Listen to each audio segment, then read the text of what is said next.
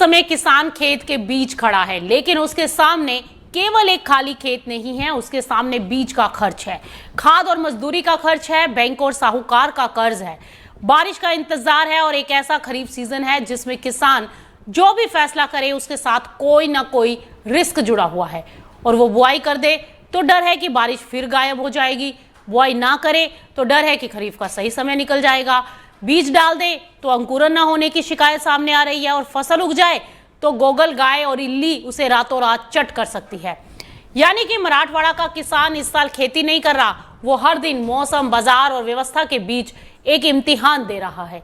और इस इम्तिहान का सबसे दुखद पहलू ये है कि किसान से हर बार सही फैसला करने की उम्मीद तो की जाती है, लेकिन मौसम गलत हो जाए, बीज खराब निकल जाए, कीचों का हमला हो जाए या सरकारी मदद समय पर पहुंचे ही नहीं तो जिम्मेदारी तय करने वाला कोई साफ चेहरा दिखाई नहीं देता। पूरे क्षेत्र में खरीफ की करीब 49,72,729 हेक्टेयर बुआई योग्य जमीन है, लेकिन अब तक लगभग 29,53,203 हेक्टेयर में ही बुआई हो सकी है, यानी कि करीब 59% और लगभग 20,19,526 हेक्टेयर जमीन यानी 41% क्षेत्र अभी भी बुआई की प्रतीक्षा में है। एक सप्ताह पहले 5 जुलाई तक क्षेत्र में बुआई केवल करीब 22% बताई गई और इसका मतलब यह है कि बाद में हुई बारिश से थोड़ा बुआई ने रफ्तार जरूर पकड़ी, लेकिन सामान्य खरीफ कैलेंडर की तुलना में देरी अब भी बहुत बड़ी है। अब आप इस साल की तुलना पिछले साल से कीजिए। पिछले साल इसी अवधि तक मराठवाड़ा में करीब 44,67,000 हेक्टेयर जमीन में बुआई पूरी हुई। इस बार बुआई केवल 29,53,000 हेक्टेयर तक ही पहुंची है, यानी कि पिछले साल की तुलना में तकरीबन 15 लाख हेक्टेयर से ज्यादा क्षेत्र पीछे चल रहा है।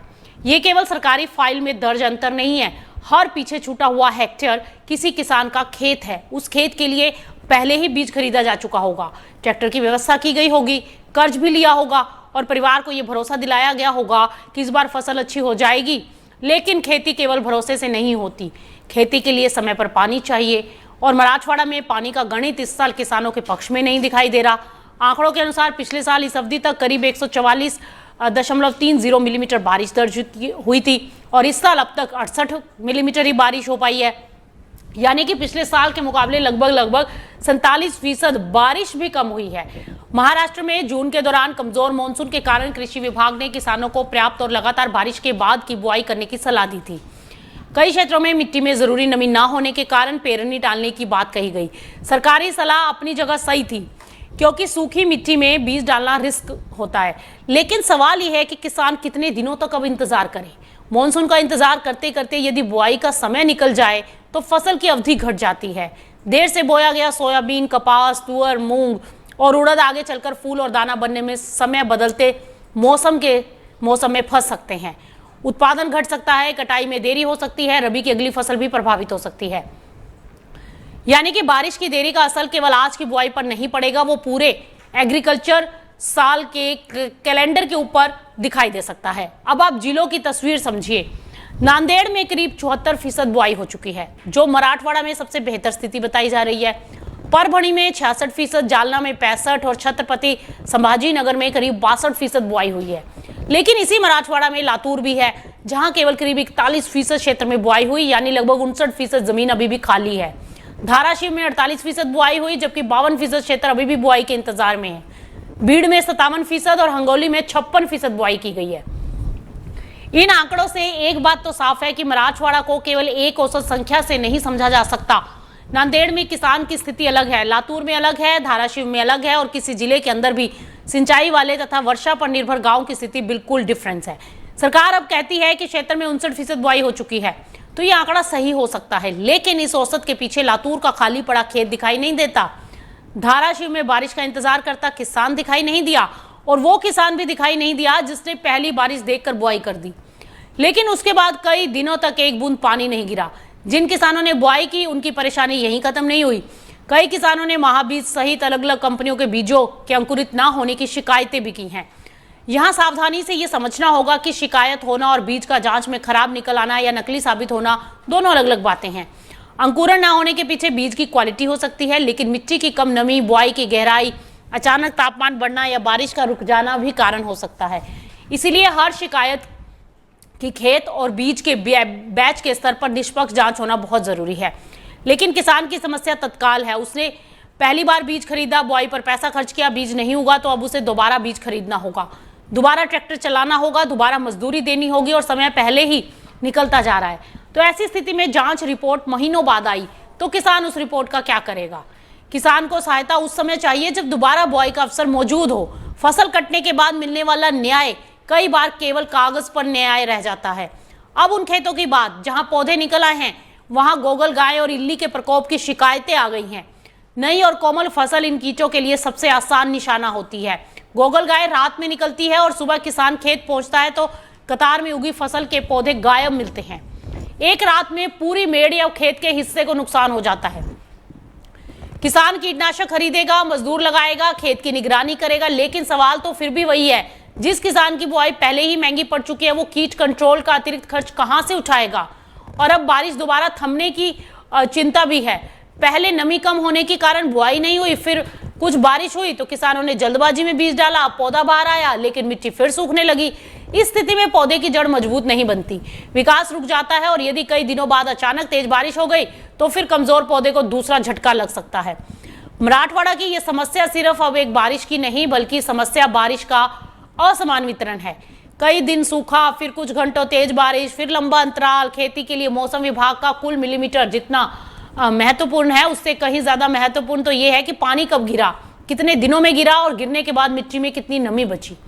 अब सरकार से किसानों की मांग को समझिए। किसानों की पहली मांग है कि अंकुरन न होने वाले बीजों को तत्काल जांच किया जाए। सिर्फ कंपनी का नाम देकर आरोप न तय हो, लेकिन सिर्फ कंपनी की सफाई सुनकर किसान की शिकायत भी बंद न कर दी जाए।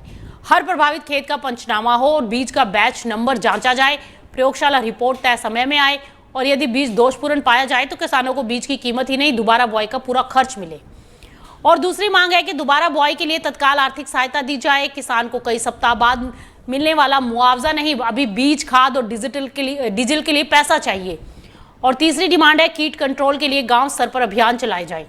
कृषि अधिकारी खेतों तक पहुंचे, केवल व्हाट्सएप पर सलाह जारी ना करें। गोगल गाय और इल्ली को कंट्रोल करने के लिए सही दवा, मात्रा और सुरक्षित उपयोग की जानकारी उपलब्ध कराई जाए।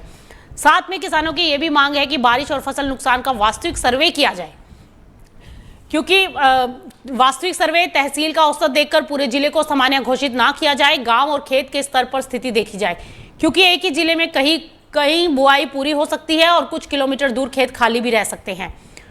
और अगली मांग है कि कर्ज तथा बीमा पर राहत दी जाए। यदि किसान दोबारा बुआई करता है तो उसकी उत्पादन लागत पहले से ज्यादा हो जाएगी और फसल बच भी गई तब भी मुनाफा कम हो सकता है। तो ऐसे में किसानों को अतिरिक्त संस्थागत कर्ज, ब्याज में राहत और फसल बीमा के दावों की आसान प्रक्रिया चाहिए। मराठवाड़ा का संकट हमें एक पुराना सवाल फिर याद दिलाता है। भारत में खेती का जोखिम किसान का निजी जोखिम क्यों मान लिया जाता है? बारिश कम हो तो किसान का नुकसान, बारिश ज्यादा हो तो किसान का नुकसान, बीज ना उगे तो पहले किसान दोबारा खर्च करे, कीट आए तो किसान दवा खरीदे, भाव गिर जाए तो किसान कम कीमत स्वीकार करे और जब सरकार मदद की घोषणा करे तो किसान दस्तावेज लेकर कार्यालयों के चक्कर लगाए। कृषि केवल किसान का निजी कारोबार नहीं है, यही खेती देश को भोजन भी देती है, कपड़ा उद्योग को कपास भी देती है, तेल उद्योग को सोयाबीन भी देती है और दाल के बाजार को तुअर और मूंग भी देती है। तो फिर खेती का पूरा जोखिम अकेले किसान के कंधे पर क्यों रख दिया जाए? आने वाले कुछ दिन मराठवाड़ा के लिए काफी निर्णायक है। यदि अच्छी और लगातार बारिश होती है तो देर से बोई गई फसल को सपोर्ट मिल सकता है, खाली खेतों में सीमित अवधि वाली वैकल्पिक फसलें बोने का अवसर बन सकता है। लेकिन यदि बारिश फिर लंबा अंतराल लेती है तो दोबारा बुआई, कम उत्पादन और बढ़ते कर्ज का संकट गहरा सकता है। तो फिलहाल मौसम के ताजा पूर्वानुमानों में मराठवाड़ा में कुछ स्थानों पर हल्की से मध्यम बारिश और आने वाले दिनों में मानसून की गतिविधि बढ़ने की संभावना जरूर है, लेकिन पूर्वानुमान और खेत तक पहुंचने वाली बारिश के बीच का अंतर किसान अच्छी तरह जानता है। इसीलिए मराठवाड़ा का किसान आसमान जरूर देख रहा है, लेकिन उसकी नजर सरकार पर भी है। क्या शिकायतों की जांच समय पर होगी? क्या दोबारा बुआई के लिए सहायता मिलेगी? क्या कीट नियंत्रण की टीम गांव तक पहुंचेगी? और क्या नुकसान का निष्पक्ष सर्वे होगा या फिर बारिश होने तक किसान इंतजार करेगा और बारिश ना होने पर सरकार रिपोर्ट का इंतजार करेगी? मराठवाड़ा के खेतों में इस समय एक ही आवाज उठ रही है, बारिश केवल मौसम की खबर बनकर ना आई, वो इतनी आए कि मिट्टी में नमी बने, बीज उगे, फसल बचे और किसान की उम्मीद फिर से हरी हो सके। आपके क्षेत्र में खरीफ की बुआई कितनी हुई है? बीज, बारिश या कीटों से जुड़ी क्या समस्या आपके सामने आ रही है? कमेंट करके आप हमें जरूर बताइए। और अगर आपको हमारी ये रिपोर्ट पसंद आई हो तो इसे शेयर कीजिए, चैनल को लाइक और सब्सक्राइब करना मत भूलिए।